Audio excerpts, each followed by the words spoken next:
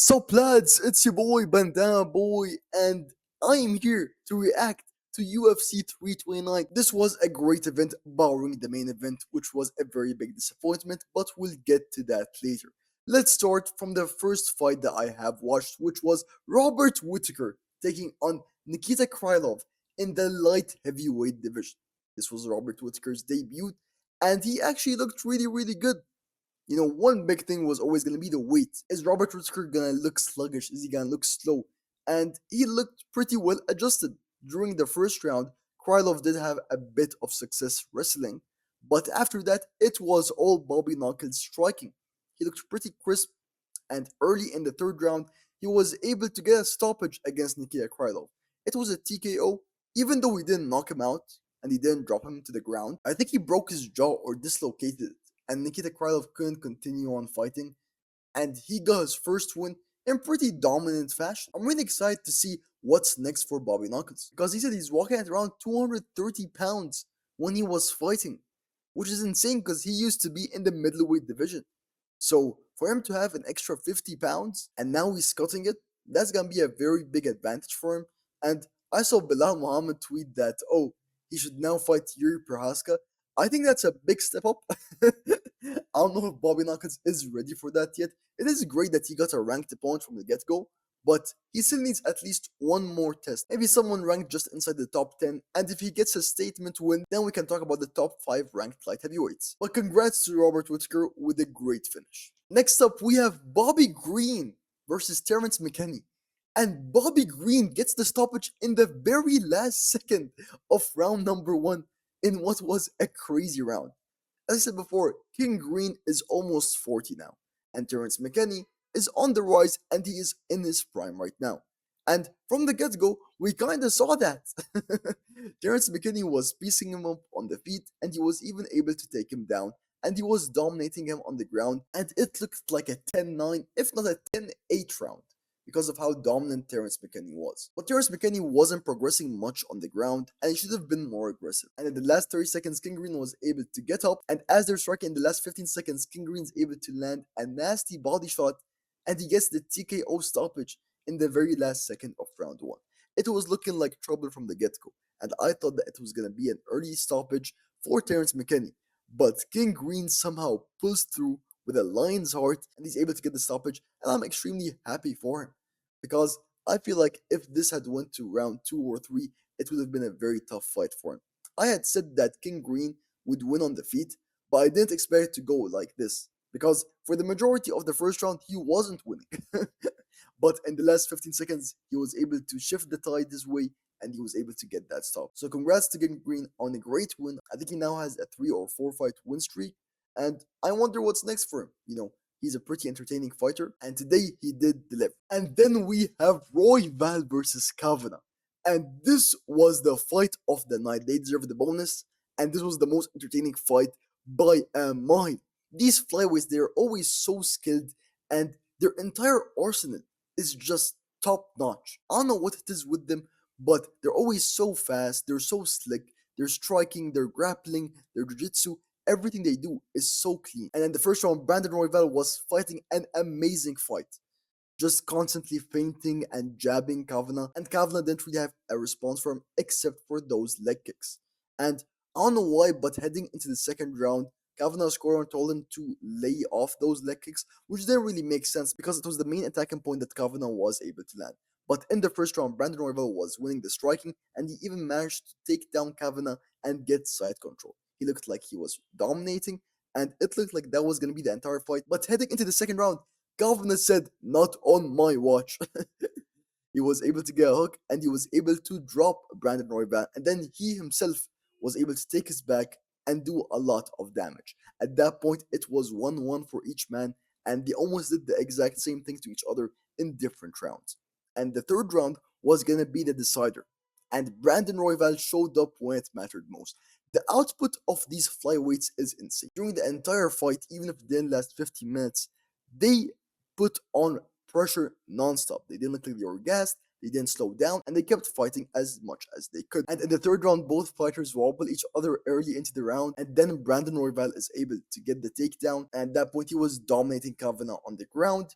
He got his back and he was able to get the rear naked choke and Kavanagh tapped out. And this was an absolutely amazing bout. I am such a big fan of both fighters and I love Brandon Royval. He is always in some of the most fun and exciting fights and he always puts on a show for the fans and he did so today. Congrats to Brandon Royval, and I am sure Kavanagh is gonna bounce back. Even Brandon Royval said that Kavanagh is gonna be hopefully a future champion in the flyweight division. Moving on to Cory Sandhagen versus Mario Bautista.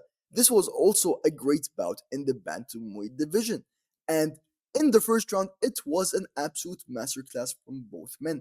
Cory Sandhagen showed why he is a tactician and why he's such a master at the void, at striking, and just maintaining his composure, feinting, and throwing out that jab.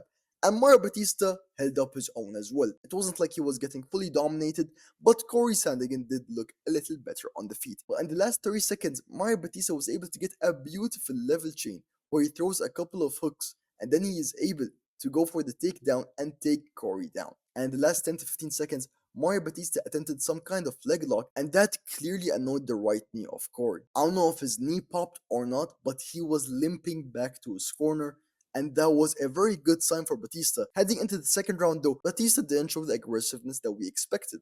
Cory was actually able to hold his own really well in the second round, and yet again, it was a pretty close round. The third round was probably going to be the decider on who's going to win that fight. Batista got the memo that Cory couldn't really put much pressure on his injured foot, and he was able to press him, take him down, and even though he didn't get the finish, it was a pretty dominant round, and it ended up in getting him the win. It is always unfortunate to have these injuries mid-fight. We've seen fighters like Carlos Ulberg be able to fight through it and win, which is insane, but most of the time, it does just ruin the fight, or it ruins one of the fighter's chances.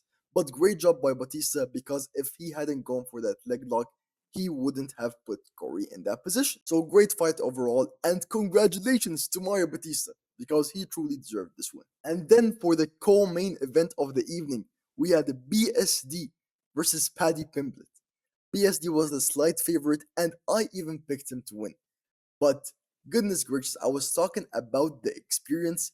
BSD looked like he wasn't experienced in there. He was full on rushing Paddy from the start of the fight, just throwing a bunch of hooks and a bunch of high kicks. And after he threw that high kick, Paddy got a hold of his neck because BSD tried to go for the takedown, and Paddy was able to start the guillotine choke. Of course, he didn't get a guillotine in the end, but as soon as Paddy got one arm around BSD's neck, it was already trouble. And then as BSD was trying to sprawl, Paddy did a great job to stay in control, get his other arm in action, and he was able to get even more control as they went down to the mat. Paddy was able to transition into a Darce choke, and he was even able to put both his feet on BSD's neck to apply even more pressure on the choke. And the referee in charge couldn't even see if BSD was fighting back, so the referee moved BSD's arm and it was limp. Paddy had choked him unconscious, and within just 52 seconds, Paddy gets the win. What a statement win that was, and who do you even put him up against now? Because he just took out one of the perennial contenders in 52 seconds without taking any damage whatsoever. It's an absolutely incredible win for Paddy, and now BSD has to go back to the drawing board. Congratulations to Paddy, and he truly is a polarizing figure in the sport. And last but unfortunately least, we have the main event of the evening, Conor McGregor versus Max Holloway.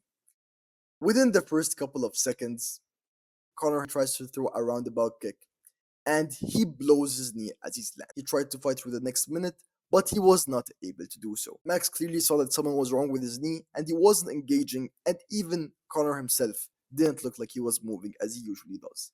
This is extremely unfortunate since the last time Conor has fought was 5 years ago, and he also had a freak leg injury. His leg got broken last time, but this time his knee popped out and the main event was ruined.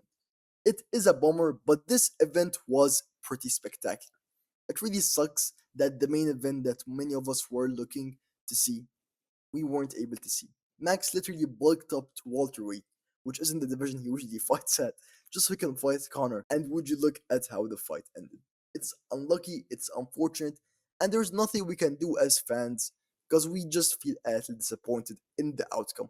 But stuff like this does happen in the fighting game, and neither the fighters or the fans want. Holloway was pushing for a trilogy, but we don't even know if Conor is ever gonna be in the ring again after this. We just hope he doesn't spiral down, and we hope he's able to bounce back from this. With that being said, lads, tell me what y'all thought about the event.